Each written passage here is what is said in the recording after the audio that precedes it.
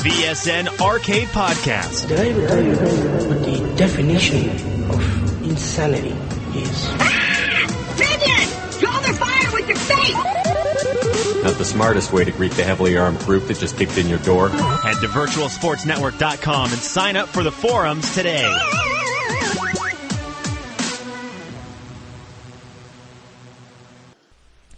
Good afternoon, everybody. Welcome to another edition of the Virtual Sports Network podcast. Today we are very pleased to have with us Creative Director Kolbe Launchbaugh with EA Sports, who's working on Madden 16. Welcome, Kolbe. Thanks. The topic today, obviously, Madden 16. People are getting really excited about the game. You know, this is the time of year when information starts to come out. We'll be talking to you a lot about that.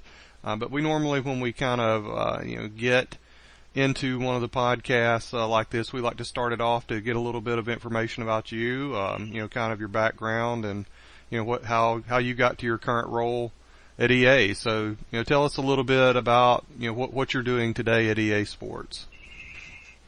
Okay. So if I start back at the dawn of time, almost 2 decades into the industry at this point. I started at the ripe old age of 20 with Sony. I worked with Sony for 16 and a half years. Now I've been with EA for a little over 3.5 years at this point, all of it on Madden, doing various projects here and there for them.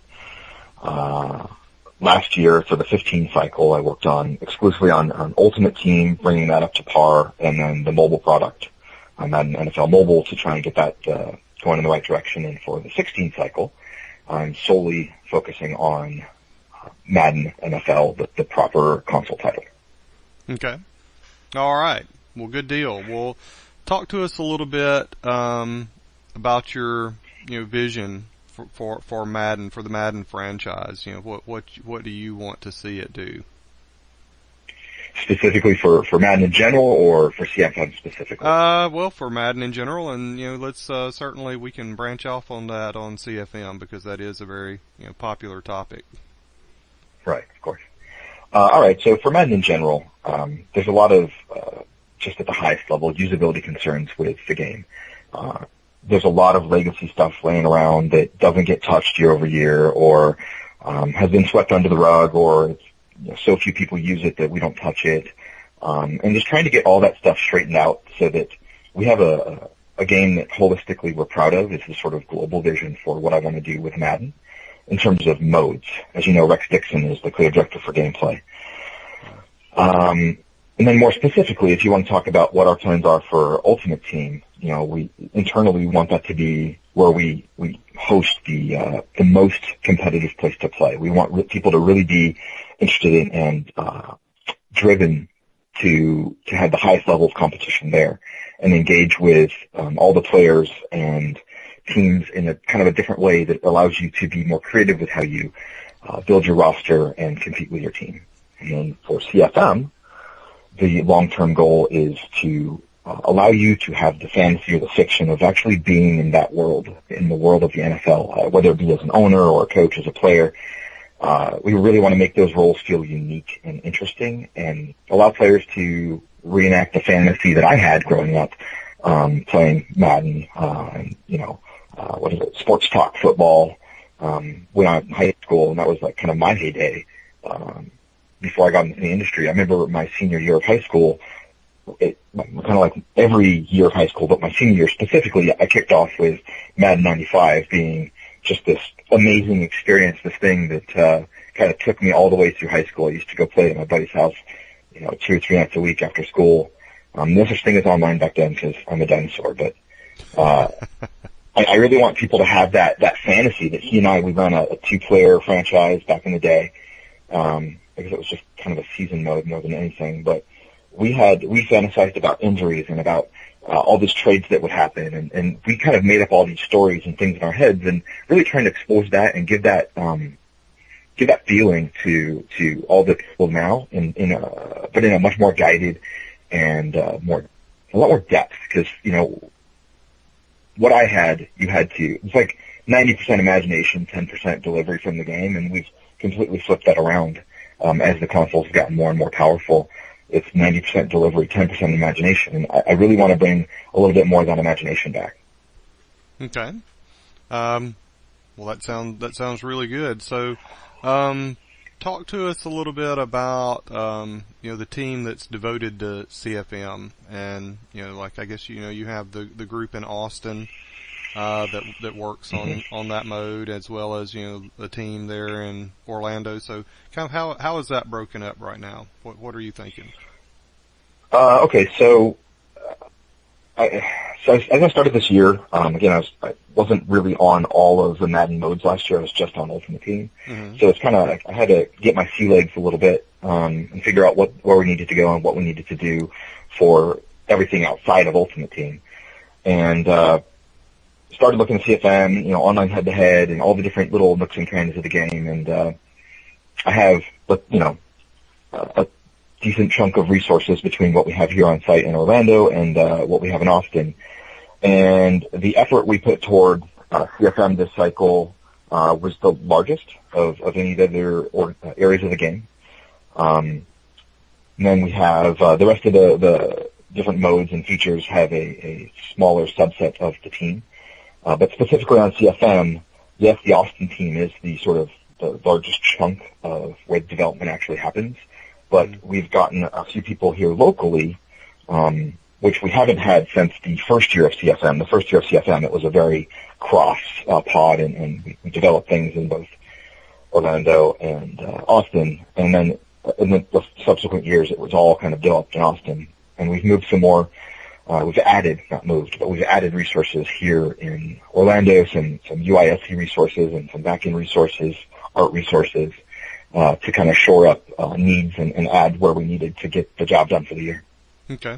Well, that sounds like a lot of focus is going on right now with CFM, what I'm hearing there. So as you were looking at Madden 16, how did the team kind of, how were they looking to divvy up resources, like, for all the different modes this year? How was that looked at? So I don't think it was done like this prior to this cycle, but for this cycle, our sort of executive leadership left the decision how we spent our budget up to Rex and myself for the most part. I mean, we have partners that help us make these decisions, but, we're driving the creative vision for our respective areas of the game. And it's like you have ideas, enough ideas to support 1,000 people developing for a year, but you don't have 1,000 people. Right. So you have to pick and choose what you do and where you focus. I wanted a whole lot of things for CFM, and I'm not getting all the things I truly wanted for the cycle, but I'm getting a great base to build on, I guess is the best way to say it. Mm-hmm. And so when I started divvying up resources, it's just sort of, you start filling this bucket. It's like, okay, I'll put 8 here and 7 there and 4 there and 2 there. And then you're like, okay, well, this is where we get. I'm not getting enough here, so I'll move another one over. It's 9 or it's 10, until you get kind of enough to create what I would call like a solid story or a solid effort in that mode. And I really felt like CFM hadn't had that since probably owner mode. I felt like the game planning stuff last year didn't feel like a full thing. Mm-hmm. And I hope that what we've done this year, you guys feel like that's a full thing. You've added a full thing. All right. So, you would say then that, CFM has gotten a lot of attention then, like out of your, if you're looking at your bucket of resources, CFM definitely got a lot of attention this year is what I'm hearing. Yeah, absolutely. And, it's a little bit by nature of the mode as well. I know there's like this misconception out there that, EA spends all of its resources on Ultimate Team. Internally, Ultimate Team has always been a pretty dang small team. Mm-hmm. Last year it was larger than before, but we had to fix it, because it was kind of holistically broken. This year, a little bit of the same sense out of CFM is like holistically the usability and the user experience inside of the mode was kind of broken.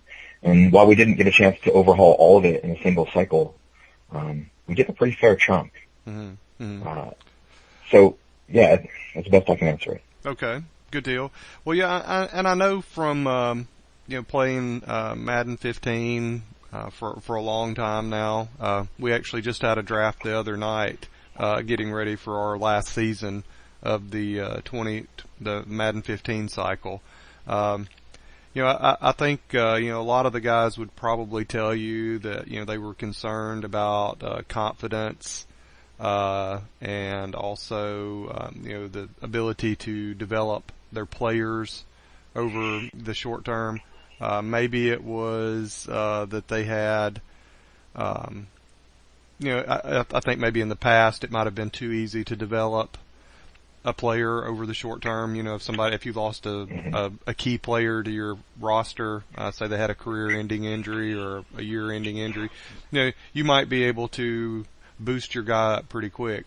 I think the pendulum swung back the other way for Madden 15, so it was a lot harder to develop guys, and the confidence would become problematic sometimes if you got into a little bit of, if you lost a few games in a row. Well, I think I heard it called a death spiral of confidence. It's like people would see, so that was and I think from what I'm hearing, that's going to definitely be something that was addressed and looked at going into the Madden 16 cycle. I was a huge fan of the death spiral, so we just left that in. No, in all seriousness, one of the things that, with some of the changes we made, we actually had the luxury of being able to put two designers, and they're really kind of technical designers, full time on tuning and balancing CFM. So, Josh Lumen, who has historically been the face of CFM, and then Scott Porman, another one of our kind of more technical designers. Those two guys have been able to spend the entire year focused almost completely on the tuning aspects around CFM. So I expect that we're going to have, from a tuning standpoint, one of the best CFMs to date. Outstanding. Well, and I know that the CFM portion of your population, I think it's probably, it might be your most hardcore user base. So I would say MUT, the MUT user base, those guys can be really hardcore as well. But for a long time, it seemed like your guys that were the franchise players. So they definitely enjoy every aspect of the game, and so there's anytime something comes up, that they feel like makes it even better. It's something to get excited about. So. I know that there are... I have a quick comment on what you just said. Mm-hmm. I agree with you. Some of the guys who are most hardcore are the lovers of CFM. Mm-hmm. But in the flip side of that coin is some of our most casual players are the guys who are driven to CFM. And we need to make sure that this mode is balanced and fun for both types of players, and that's a huge challenge. Yeah, I would agree with that. I have some friends outside of the league, real life friends that you see all the time, that they are more casual players of Madden. They want to start a CFM with their favorite team, and they might end up playing, they'll play a lot of head-to-head games. Like if, people are getting together to, watch football, we'll get together early and play a few games of Madden before the games come on and, talk trash to each other. But, they might play, they might play 2 seasons of their CFM over the entire cycle. Whereas the other guys are like playing a game every 48 hours. And you're knocking out There's a lot a small of difference there. Yeah. There's your Sunday afternoon, have a beer, let me play some Madden, trash talk with my friends, and then there's your guys that are, playing, a game every 48 hours and scanning the waiver wire on their from work on their trying to find, trying to constantly build their team. So yeah, I can appreciate the difficulty in trying to do something that's rewarding for both groups. In that regard. So, what else would you like to share with us about CFM or Madden 16 in general? You want specific features? If you're allowed to talk about specific features at this time, we'd love to hear, just kind of an announcement. I know that some of the major gaming and sales portals have already released some information that I don't think that they probably should have, but it's kind of hard to keep those people in check. So yeah, if by kind of hard you mean impossible. Yeah. Yeah. Okay, so yeah, I'll talk about the two things I've seen released, I guess. Okay. And the two things I've seen released is that we did do a pretty, I think I already hinted this as well, a pretty decent overhaul to the user experience, the hub of CFM. Mm-hmm. I won't talk about the specifics yet, but we've made it much, much easier to manage a team, to adjust your depth chart, to train your players, to go through hire and fire, sign and let go free agents, really kind of everything that you do as a coach or owner has been made much, much more straightforward and clear. Additionally, we've added some niceties for multiplayer leagues, some convenient things, some things that I think there's going to be, we'll be able to announce a pretty big feature for the really, truly hardcore for managing your multiplayer league. Mm-hmm. It's a better integration of the draft, and just a lot of it's sort of like the CFM is a little bit death by 1,000 cuts. Mm-hmm. There are so many screens and so many different ways to get to those screens and use those screens that in order to do it right takes a ridiculous amount of effort. And we focused at the beginning where it's the hub. Mm-hmm. It's sort of the entry point to everything. Not to say we didn't do anything else, but that's kind of the one I've seen addressed. Well, the hub is very important, yeah. So, I mean, that's... Yeah. Well, Well, I got one more for you. Okay, because I've seen there's a mention of scouting, mm-hmm. And we did do quite a bit with scouting this year. I think we've made scouting, in my opinion, has been very dry, and it's always focused on. There's a couple of traits or things you would look for, and that's all you needed to know in order to decide whether or not you were going to draft a player. And you could go as a user if you're in a all CPU league, if you're by yourself, you could go and it was pretty easy to go get all the best players in the draft. In a multi-user league, the first few guys were always the guys that you found with the development trait, or that had really high speed, and like you're only drafting these few specific players, and so by the end of the first round or so, the picks kind of didn't matter as much. Mm-hmm. So we've tried to turn that on its head and make. I don't want to call it a black art, but you have to play the game of scouting players mm-hmm. all throughout the season in order to have a successful draft when the draft happens. Okay. So I'm quite excited about it, actually. Okay. So if I can build on that for a little bit, then you're saying that the draft becomes, or scouting becomes even more important.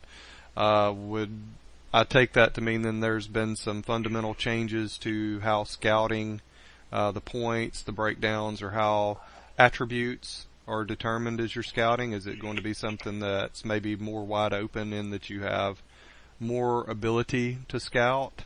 Is that? The answer to your question is yes and no. And like I said, I don't want to get into it until we do a full reveal. Okay. My PR department will probably be very upset with me. We don't want that. No, and I'm afraid of them. They're scary. But yes, I'm excited to share the details. Okay. Honestly, I think it's pretty fun. It is different. It brings it closer to something that I found truly interesting in one of our older games, the NCAA 14. Their recruiting system. It's not that system, but it brings us our scouting stuff closer to the recruiting system. There's a lot more interest, a lot more mystery, and a lot more. You have to take guesses. You have to say like, oh man, I think this guy is going to be great, but I'm not sure. And that's exactly how the NFL teams do it, right? They go out, they scout these guys, they learn some things, they think, hey, this guy really could be great, and they take a chance on him. And sometimes he's a bust, Ryan Leaf. Sometimes he's not. Peyton Manning. Yeah, there you go. So, yeah, right? Same draft, back-to-back picks, one holy mackerel. One first ballot Hall of Famer changed the game. One went to prison. Something else. Went to prison for a few years. Yeah. We really wanted to bring scouting wasn't fun, frankly. No. It was this thing you did to keep your CFM going, and scouting needed to be fun. It needed to be integrated as part of the game. So that's pretty much what we've done. Well, I'm looking forward to seeing a little bit more about that because, I know that NCAA 14 was probably one of my favorite versions of that franchise, and it was a shame that all of that stuff had to happen to that kept it from going forward. They would have loved to have had an NCAA 15 on the current gen consoles, just because I felt like 14 really did a lot of stuff right on that game. So it'll be. I don't think you're going to find a single person in this studio or as a fan of football that would disagree. Yeah. Yeah, so it was kind of a shame. We wish we had it, but if there's, if you guys, and I know a lot of the NCAA guys got to join the Madden team and brought that knowledge and skill set over. So if some of that stuff has been pulled from to kind of give a little a new twist or breathe a little new life into the way scouting is done for Madden, I think that's going to be well received. I think a lot of people will be really excited about that. Yeah, me too. All right. Yes. So, I think that's probably everything that we're going to be able to talk about today. Okay. I'm trying to think of anything we might have missed. I'm not thinking, I can't think of anything right now. I'm not seeing anything that we didn't get to cover. I know that we'll be having another discussion, hopefully in the next few weeks, as additional information, the full reveal for CFM, and I know you guys are probably gearing up for E3, which is happening, I guess, 4 weeks from now. Yep. E3 will be underway, so I can't believe it's already that time of year. We can't either. So it sneaks up on you every single year. All right. Well, Kolbe, we certainly appreciate you taking time to talk with us today. We look forward to seeing all the good things that are going on with Madden 16. So really appreciate it, and we will be in touch soon about after the full reveal happens. So again, thanks to Kolbe Launchbaugh with EA Sports for joining us today to talk about Madden 16. We will talk to you soon. Thank you. Thanks a lot.